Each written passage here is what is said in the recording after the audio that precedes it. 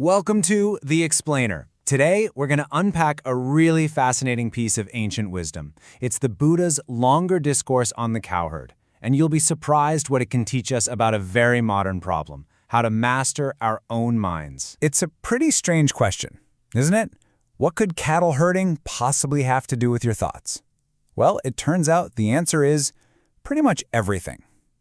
The whole text is built around this one single, powerful analogy that connects this super practical job with the very personal challenge of managing what's going on inside our own heads. So interestingly, the Buddha doesn't start with success. He starts with failure. He introduces us to a cowherd who, well, is just not very good at his job. He's someone who just can't seem to maintain or grow his herd. And here's the thing, he's really specific about it. It's not just some vague incompetence. It's a list of 11 distinct, specific failings. The argument is that anyone with these 11 qualities is pretty much destined to see their herd just fall apart. But of course, this isn't really about livestock. And this is the moment where it all just clicks into place. The Buddha pulls back the curtain and reveals that the cowherd and their cattle, they're a metaphor for you and for your mind. That challenge of controlling a herd of animals, it's the exact same challenge as controlling the herd of thoughts, impulses, and emotions running around inside your head. So the Buddha just lays it all out for us, right? A totally direct one-to-one parallel. Just like a cowherd wants to see the herd grow and thrive, a spiritual seeker, and really that's any of us, wants to achieve personal growth and maturity. And the argument here is that the skills you need for both, they're identical. Okay, so if there are 11 ways to fail, then logically there have to be 11 ways to succeed, right?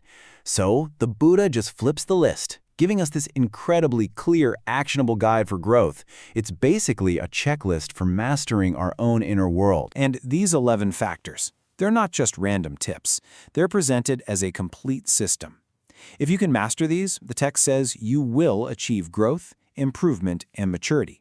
It's a roadmap for success, whether you're standing in a pasture or sitting on a meditation cushion. All right, so here it is, the whole checklist. Now, at first glance, these points seem kind of poetic, maybe even a little strange. Picks out flies' eggs. What does that even mean? Knows the ford. Spreads smoke? As we're about to see, each one of these very practical, everyday tasks for a cowherd holds a really profound psychological meaning. To really wrap our heads around how this works, let's just zoom in on a few of the most potent examples. Let's see how this ancient advice translates directly into our modern lives. So here's what the Buddha says about someone who fails to pick out flies' eggs. See, a fly might lay its eggs in a tiny little wound on a cow. And if the cowherd just ignores it, that wound gets infected and the animal gets sick. Well, the parallel for our mind is immediate and it's striking. And that just illustrates the whole point so brilliantly, doesn't it? A small nagging worry, a little flash of anger, a resentful thought. Those are the flies' eggs. The skilled cowherd of the mind doesn't just let them be. No, they actively notice them and remove them right away before they can hatch into a full-blown bad mood or a destructive pattern of thinking. All right, let's look at the next one, dressing wounds. This is all about proactive protection.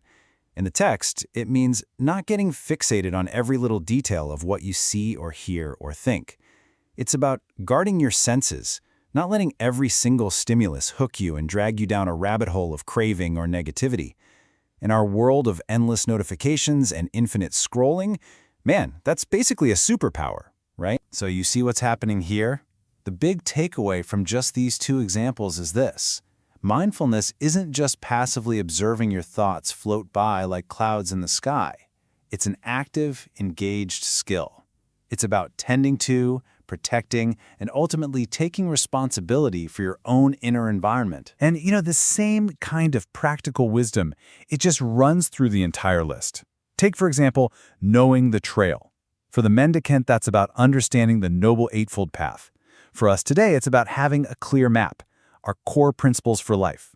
Or knowing the ford, which is the safe place to cross a dangerous river. Well, that's about having the humility to seek guidance from mentors and experts when we're in murky water. So, when you step back and look at all 11 of these points together, what you have is this Just this incredibly complete and timeless guide to self-management and personal growth. At the end of the day, what this whole discourse is telling us is that it doesn't matter what you're trying to grow, a herd, a career, a spiritual practice, or just, becoming a better person. The fundamental skills are exactly the same.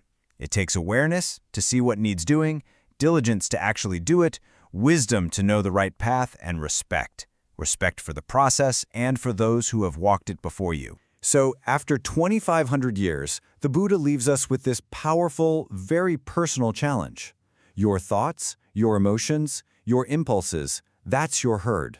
And the question for you is, are you tending to it with skill? Are you a skilled cowherd?